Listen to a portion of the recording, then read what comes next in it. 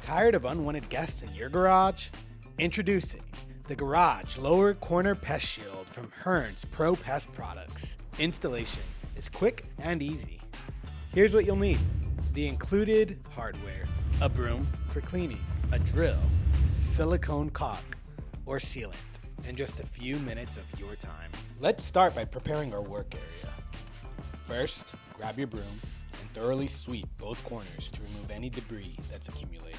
Now to begin, if there's a gap between the garage wood frame and concrete, consider using the plus piece. To install the plus piece, begin at the back where the hole is located.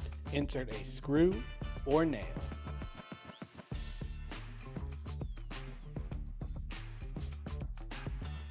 Align the pest shield with the rounded corner up against the rubber edge of the thermostop garage door trim.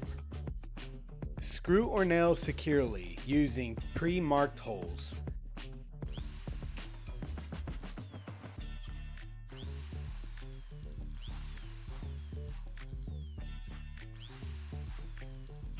Now for the finishing touch.